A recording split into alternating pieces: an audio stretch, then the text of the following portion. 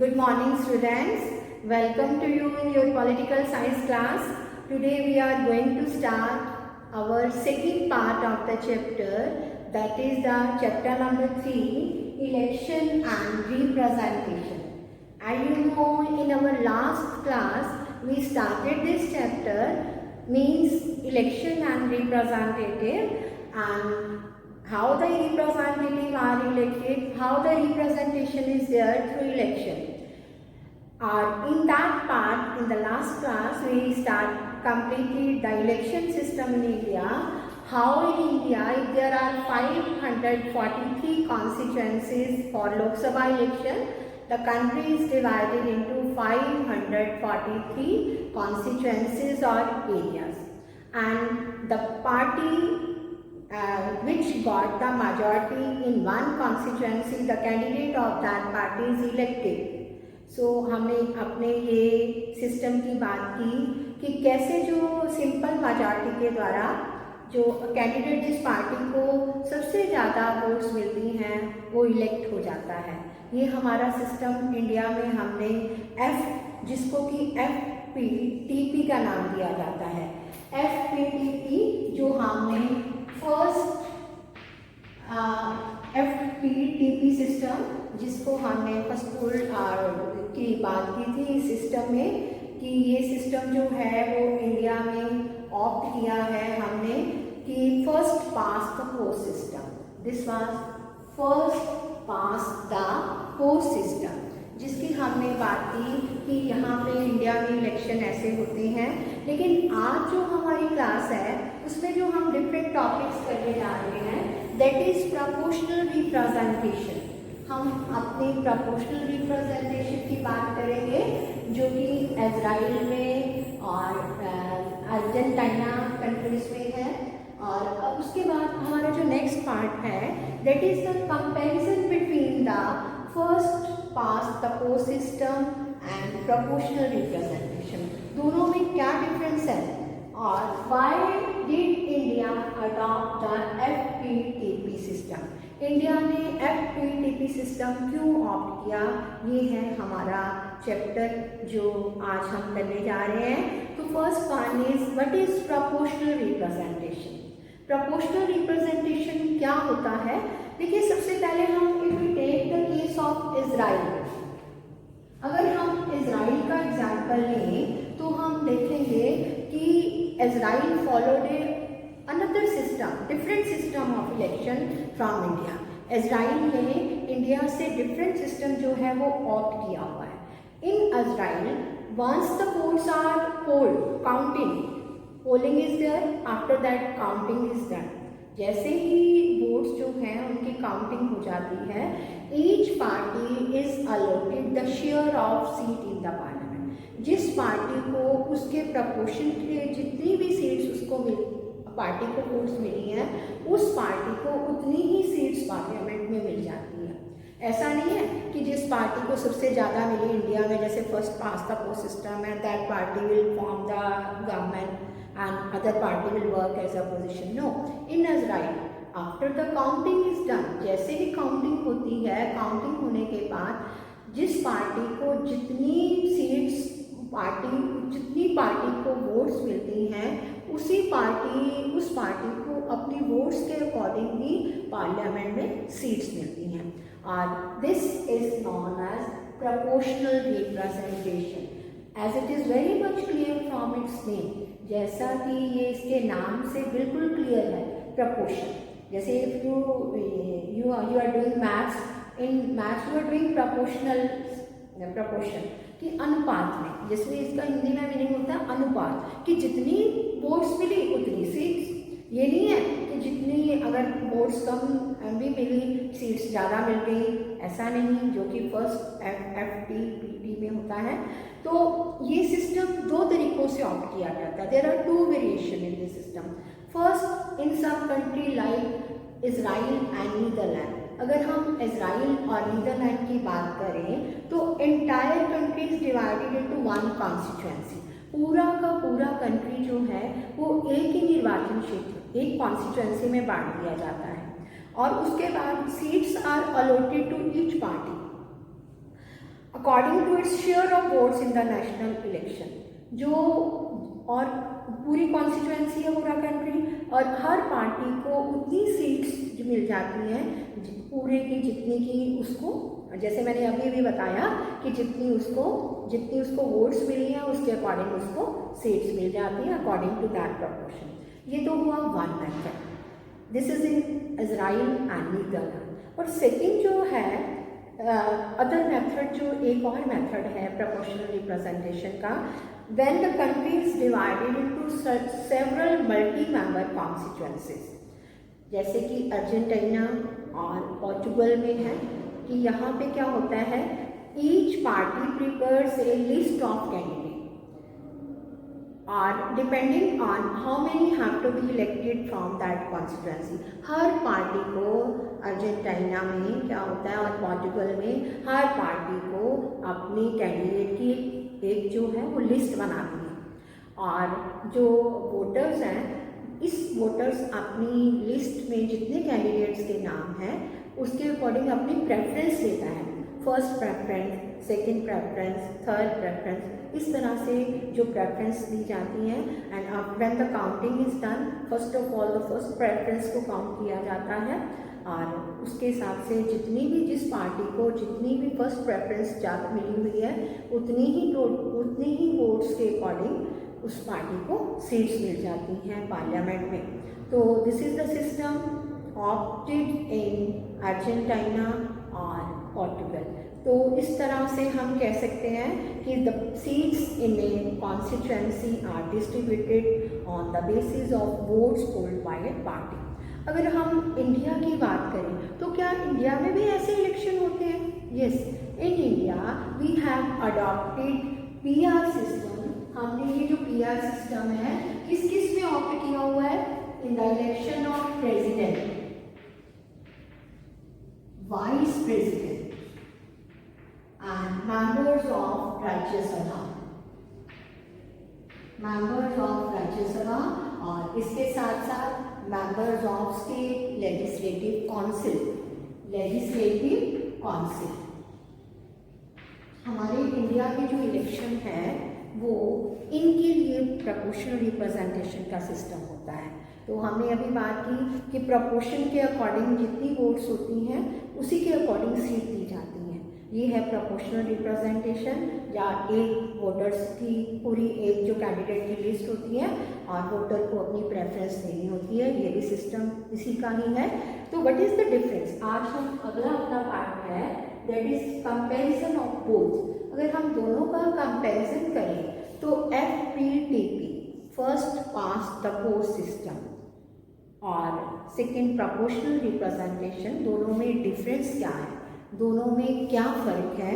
तो सबसे पहले अगर हम FPTP की बात करें, the whole country is divided into different constituencies. मैंने जैसे अभी स्टार्टिंग में बताया कि there are 543 seats in parliament Lok Sabha, the whole India is divided into 543 constituencies और एरियाज। और पीआर में क्या होता है? Large geographical areas are demarcated as constituency. पूरा का पूरा लार्ज एरिया जो होता है उसको एक वन कॉन्स्टिट्यूएंसी मान लिया जाता है, और एंटायर कंट्री में भी ये सिंगल कॉन्स्टिट्यूएंसी। बहुत बड़ा एरिया भी हो सकता है और एक पूरा का पूरा कंट्री भी एक कॉन्स्टिट्यूएंसी में आ सकता है। ऐसे नहीं है जैसे कि जितनी सीट्स हैं उतनी कॉन्स्टिट्यूएंसी एक हो सकती है एक पूरे बड़े एरिया की या पूरे कंट्री की पीआर में। सेकेंड पॉइंट, इन FPTP इसमें क्या होता है? Every candidate elect one representative. हर every constituencies elect one representative. जितनी कॉन्स्टिट्यूएंसीज हैं उनमें से एक एक रिप्रेजेंटेटिव चुना जाता है। सपोज इंडिया में अगर हम हरियाणा की बात करें, इन कुरुक्षेत्र में 5-4 कैंडिडेट खड़े होंगे एंड एक कैंडिडेट ही इलेक्ट होगा। लेकिन पीआर में क्या होता है? More than one candidate can be elected from one constituency. उसमें ऐसे हो सकता है कि एक कॉन्स्टिट्यूएंसी से एक से ज़्यादा इलेक्ट भी हो जाएंगे रिप्रेजेंटेटिव। और थर्ड जो FPTP में क्या होता है? Voter voted for a candidate. Voter एक कैंडिडेट को वोट देते हैं FPTP में, लेकिन in PR voters vote for one party. जैसे मैंने आपको बताया कि पार्टी जो होती है अपने कैंडिडेट की लिस्ट बनाती है, उसमें पार्टी को वोट दिया जाता है, कैंडिडेट को नहीं, वो पीआर में होता है। और उसके बाद नेक्स्ट वन, अगर अगला हम डिस्टिंग्विश की बात करें, नेक्स्ट फ़र्क क्या है, अ पार्टी में get many seats than votes in the legislature. इसमें ऐसे होता है कि पार्टी जो है वो ज़्यादा सीट्स भी उसको मिल जाती हैं लेजिस्लेचर में, जितनी उसे वोट्स ली उससे ज़्यादा। जैसे कि हमने अपनी पहली क्लास में बात की थी कि कांग्रेस जो थी उसको वोट्स तो कम मिली लेकिन सीट्स ज़्यादा थी। ये भी एफटीपी में होता है। लेकिन प्रोपोर्शनल में क्या फ़र्क होता है, every party votes in proportion to its votes.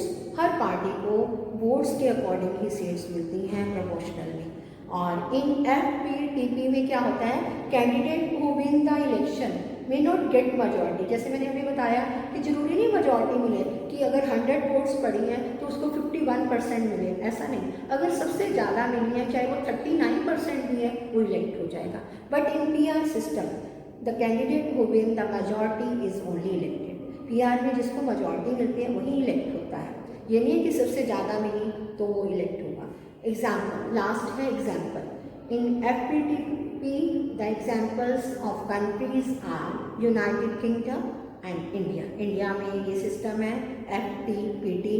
और अगर हम इजराइल की बात करें, अर्जेंटीना की बात करें और नीदरलैंड की बात करें, और वहाँ पे प्रोपोर्शनल रिप्रेजेंटेशन है। ये था difference between the FPT and proportional representation. आगे हम हमारा जो एक एग्जाम्पल दिया हुआ है, इसे पेज नंबर 60 पे एग्जाम्पल दिया है।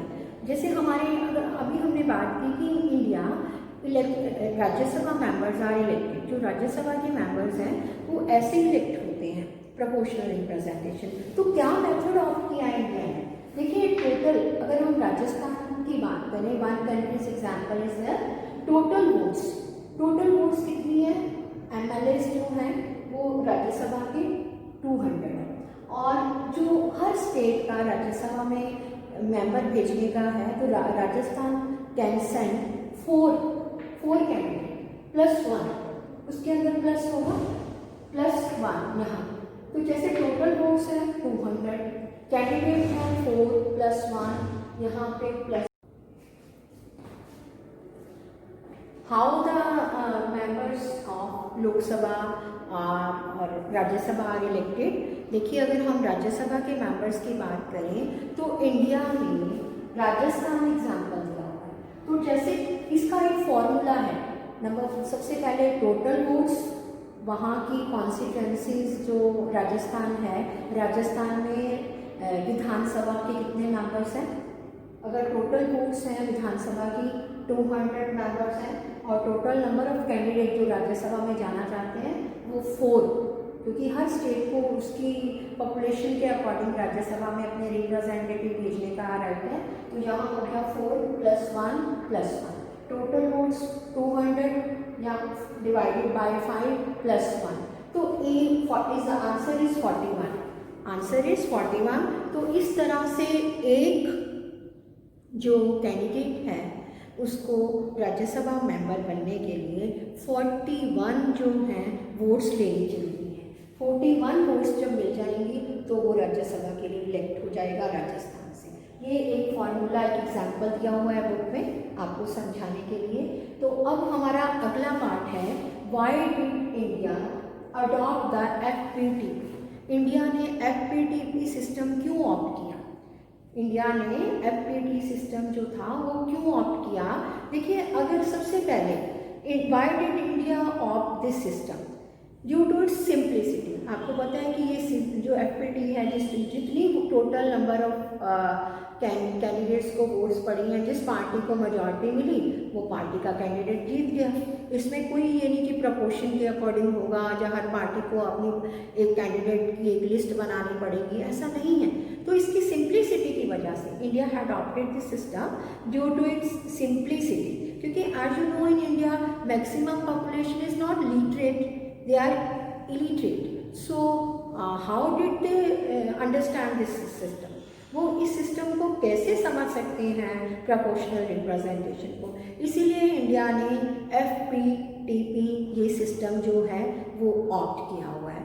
और इसके अलावा FPT सिस्टम जो है that offer voters a choice, वो एक वोटर्स को चॉइस देता है नॉट बिटवीन पार्टी, खाली पार्टीज के बीच में नहीं बट कैंडिडेट के बीच में। देखिए प्रोपोर्शनल में तो पार्टीज इलेक्ट करती हैं, लेकिन FPT में सिर्फ कैंडिडेट, जैसे हमारी कुरुक्षेत्र की कॉन्स्टिट्यूएंसीज हैं, इन कुरुक्षेत्र कॉन्स्टिट्यूएंसी को 5 कैंडिडेट कैंडिडेट हैं और उसमें सबसे अच्छा काम कौन कर रहा है, कौन बहुत अच्छा काम कर रहा है वहाँ पे, people will elect that representative. तो इस तरह से लोगों के सामने एक चॉइस होगी कैंडिडेट में से एक चूज करना, ये नहीं कि पार्टीज में से एक चूज करना। This is there only through FPTP system, ये FPT सिस्टम के थ्रू ही हो सकता है। और इसका एक और फायदा क्या है, why did India opt this system, India ने ये सिस्टम क्यों ऑप्ट किया, इसका एक और रीज़न क्या है कि this make the candidate very accountable, very responsible. देखिए when people elect a representative from one constituency, the candidate is doing a lot for the welfare of that constituency. वो कैंडिडेट उस कॉन्स्टिट्यूएंसी के फायदे के लिए काम करेगा। क्यों करेगा? क्योंकि उसको लगेगा कि नेक्स्ट इलेक्शन में उसको फिर उसी कॉन्स्टिट्यूएंसी से कंटेस्ट करना है। If he will not do the welfare of the people, next time people will not elect that candidate.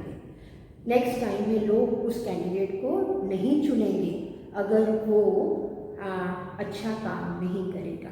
तो इससे कैंडिडेट FPT से जो कैंडिडेट है that can be very accountable. तो उसके अलावा हमारे कॉन्स्टिट्यूशन मेकर्स जो थे उन्होंने इस सिस्टम को और क्यों ऑप्ट किया, because in India there is parliamentary form of government. In parliamentary form of government, there is a close relation between executive and judiciary. Executive और जुडिशरी के बीच में एक बहुत क्लोज रिलेशन होता है पार्लियामेंट्री सिस्टम में।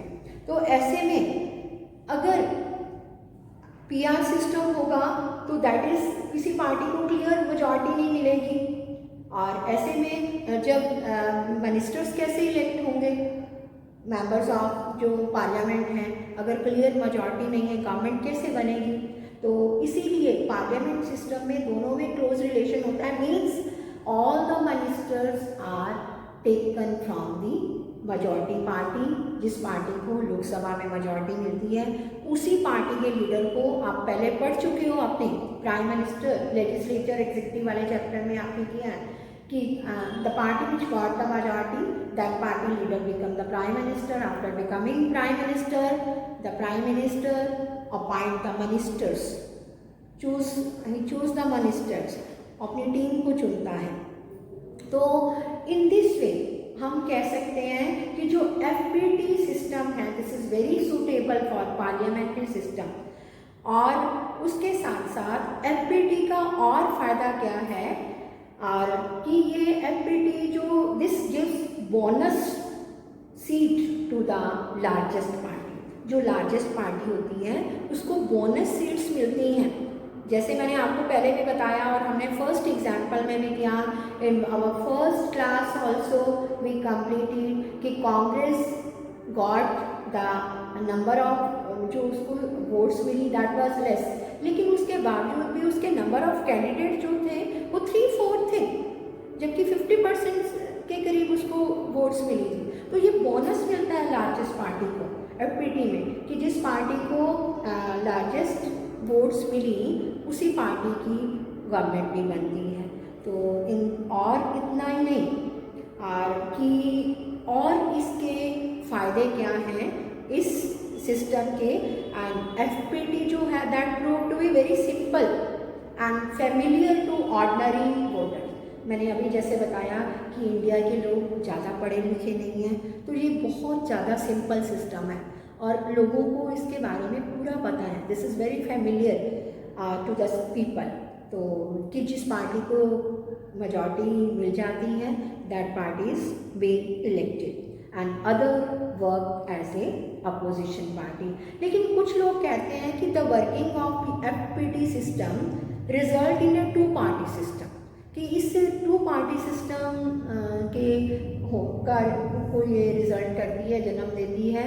और लेकिन इसके बावजूद भी हम कहेंगे कि इंडिया की बात करें, after the experience of FPTP system in India is slightly different, ये थोड़ा सा डिफरेंट है। After independence though we adopted FPT system but there emerged a one party domination। आपको पता है कि इंडिया में आफ्टर इंडिपेंडेंस जो फर्स्ट इलेक्शन हुए हैं 1952 में और उससे लेकर 1977 तक there was the domination of one party in India. Which party was this? Congress party. 1977 से 1980 तक थोड़ा सा चेंज आया 3 साल के लिए, फिर 1980 to 1989 again there was the rule of Congress. तो लेकिन अब 1989 के बाद का इंडिया में अगर हम देखें तो multi party coalition government is form. UPA, United progressive alliance, NDA, National Democratic Alliance, they are formed। और in many states a two party coalition is emerging। बहुत सारे स्टेट में भी टू पार्टी coalition जो है वो फॉर्म हो रहा है। coalition means when two or more party join together and they form their government, this is called coalition government। तो इस तरह से हम कह सकते हैं कि this system is suitable for India। This is people are familiar to this system, very simple system is there, very suitable for parliamentary form of government and for as against the PR system, proportional representation system। So because of all these reasons we opted, our constitution maker opted this system FPTP as compared to PR। PR की बजाय FPT को opt किया गया। तो in now we completed this part। This chapter is very lengthy। In the next class we will complete the next 2 parts and all of you are supposed to read the chapter, learn the work side by side, complete the assignment। सारा काम साथ साथ आपने revise करना है। Thank you all of you. God bless you.